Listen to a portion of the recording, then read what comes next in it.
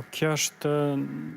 nuk mund të themi që janë kërcënime, që është me thonë, spontane të një grupi. Thjesht, kjo është në kuadër të një lufte hibride, bashkë me që ato deklarimet e ministrit sërbë, pastaj bashkë me veprimet e tina, ku i shpallat flet arrest,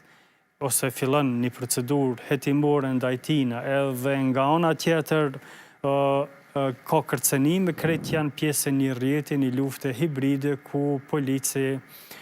ku nuk është veç policia që sulmohet, po tentohet të sulmohet shteti Kosovës. Pra, kështë një prej mesazheve, në faqen Bund, kërcënojnë me jetë policin së shpejti gjenazë, rahmetli, por endin nuk e din bashkë me fotografi. Apshe e kanë qitë me fotografi, thjesht këto janë, thjesht këto i sponsorizan një farforme qoftë direkte vetë shteti Serb, sepse donë të ndërtoj një narrativ, që është tha dhe sot shefi NATO-s,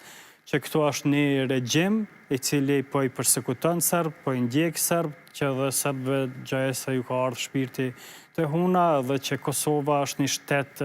që ata kanë dëshirë me qujtë eksperimentale dhe që nuk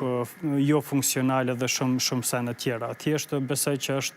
një luft ma e gjanë dhe janë gjërat më të ndërlikuara se sa që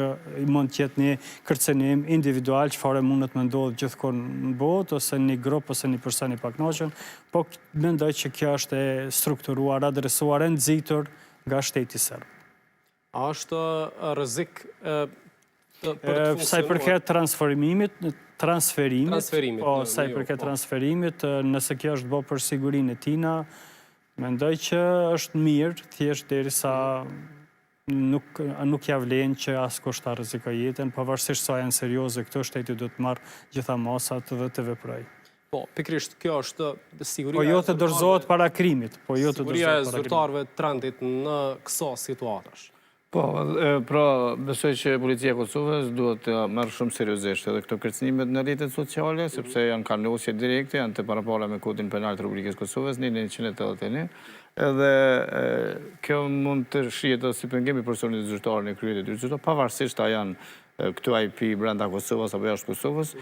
duhet që policia e Kosovës të ngrit një kallëzim penal pranë prokurorisë dhe të hetohen në kuptimin e sulmeve dhe kibernetike të rrjeteve sociale, që së paku të gjendet se kush i ka shkru. Atë që e thot edhe kolegu im, që mund t'jenë të organizuar edhe nga shteti serb, mund t'jenë edhe nga bandat, apo mund t'jenë edhe nga persona privat, por që përveç hetimit, duhet të ndërmirën masa që të ketë, si me thonë, një farë kujdesi të shtuar, sepse policia as nuk friksohet, as nuk dorëzohet kur para një kërcënimi, por që kujdesi duhet të jetë maksimal për të ruajtur jetën e çdo pjesëtari të UÇK-s, po edhe shtetasit të Republikës Kosovës. E pam një video të ecjes së maturantëve në veri, edhe vetë ministri i